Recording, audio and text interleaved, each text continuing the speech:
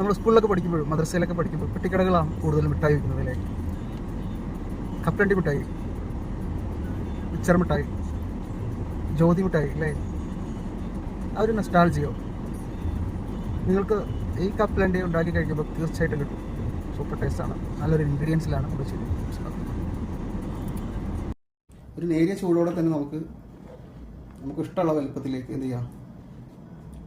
എല്ലാവർക്കും welcome back kitchen YouTube ചാനലിലേക്ക് കൃത്യമായ സ്വാഗതം. നമ്മൾ ഉണ്ടാക്കുന്നത് നല്ല പെർഫെക്റ്റ് പണ്ട് നമ്മൾ കടയിൽ നിന്നൊക്കെ മേടിക്കുന്ന പെട്ടിക്കടയിൽ നിന്നൊക്കെ മേടിക്കുന്ന കപ്പലണ്ടി മിഠായില്ലേ, അതിനേക്കാളും പെർഫെക്റ്റ്.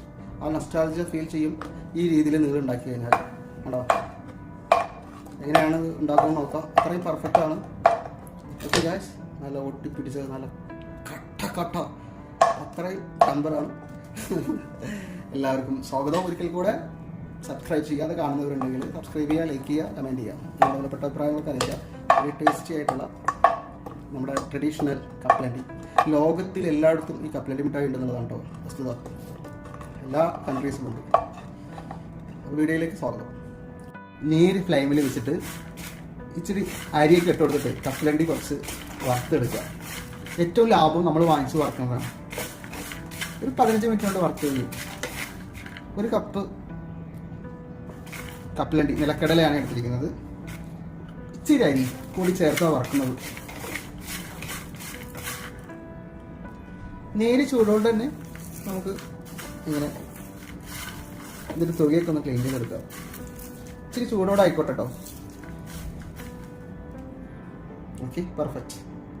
ഒരു ടേബിൾ സ്പൂൺ പഞ്ചസാര, ഒരു സ്പൂണ്, ഒരു 5 ഏലക്ക, ഒരു അര സ്പൂൺ പെരുംജീരകം നമുക്ക് പൊടിച്ചെടുക്കാം. ഇത് തന്നെ പൊടിക്കുന്ന ജാറാണ് കേട്ടോ ഈ സ്പെഷ്യൽ മസാലകളൊക്കെ പൊടിക്കുന്നത്. 1/4 കപ്പ് വെള്ളം, 80 ml വരും കേട്ടോ. ഇതിലേക്ക് അരക്കപ്പ് 125 ml ശർക്കര. ഇത് നമുക്ക് നല്ല മെൽറ്റ് ചെയ്തെടുക്കാം. എല്ലാവർക്കും അറിയാവുന്ന ഒരു കാര്യമാണ് ഇതിനൊരു സ്ട്രക്ചർ എന്ന് പറഞ്ഞു കഴിഞ്ഞാൽ, വെള്ളത്തിലിട്ട് കഴിഞ്ഞാൽ അലിഞ്ഞു പോകരുത്. ആ ഒരു ഘടനയിലായിട്ട് നമ്മൾ ശർക്കര ലായനിയെ ഉണ്ടാക്കിയെടുക്കണം. അതാണ് ഇതിൻ്റെ ഏറ്റവും കടലമിഠായിയുടെ ഒരു പെർഫെക്റ്റ് ഉറപ്പ് കിട്ടാൻ ഹൈലൈറ്റ് ചെയ്യുന്നൊരു കാര്യം. വളരെ കുറഞ്ഞ ഫ്ലെയിമിലായിട്ട് വേണം നമ്മളത് ചെയ്തെടുക്കാൻ. പിന്നെ ഇതിൻ്റെ ഒരു സീക്രട്ട് ഉണ്ട്. നമ്മൾ നേരത്തെ പൊടിച്ച പൊടി ഉണ്ടല്ലോ, ഇതിൽ കുറച്ച് ഹോർലിക്സ് മിക്സ് ചെയ്തിട്ട് ആണ് ഞാൻ പൊടിച്ചെടുത്തിരിക്കുന്നത്. അത് ടേബിൾ സ്പൂൺ മാത്രമാണ് ചേർത്ത് കൊടുക്കുന്നത്. നമുക്ക് ഏകദേശം ഒരു 2-3 ടേബിൾ സ്പൂൺ കിട്ടിയിട്ടുണ്ട്. അപ്പോൾ ഒരു ഫ്ലേവർ നമ്മൾ ആഡ് ചെയ്തിട്ട് ഈ ഒരു ഫിൽട്ടർ ചെയ്തിട്ട് ഈ വേസ്റ്റിങ് എടുത്തു, എന്നിട്ടൊന്ന് മിക്സ് ചെയ്ത് കൊടുക്കുക. ഹോർലിക്സിൻ്റെ ആ ഒരു കണ്ടന്റ് ഇതിനെ കട്ട പിടിപ്പിക്കും. അപ്പോൾ നമുക്ക് നമ്മുടെ കപ്പലണ്ടി ഇട്ട് കൊടുക്കുക.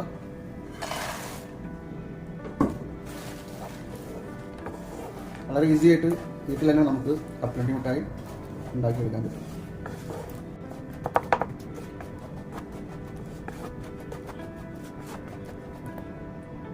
ഇച്ചിരി നേരം നമ്മളൊന്ന് നല്ലപോലെ മിക്സ് ചെയ്ത് ജോയിൻ ചെയ്ത് കൊടുക്കുക. കപ്പലണ്ടിയിലൊക്കെ ഒന്ന് മധുരം പിടിക്കാൻ വേണ്ടി.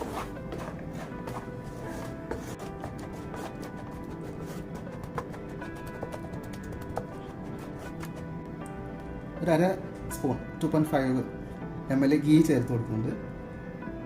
പഞ്ചസാരയൊക്കെ നമുക്ക് പാനിൽ നിന്ന് റിമൂവ് ചെയ്യാൻ വേണ്ടിയിട്ടാണ്.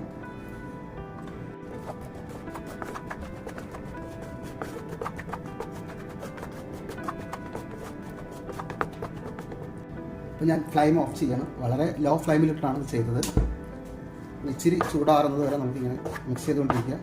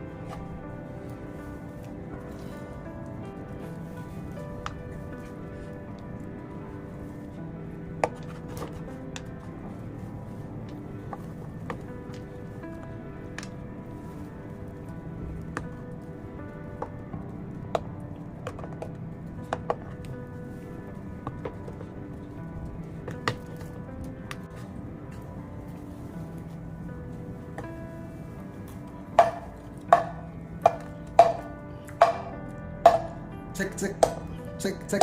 Perfect. Check, check, check, check, check.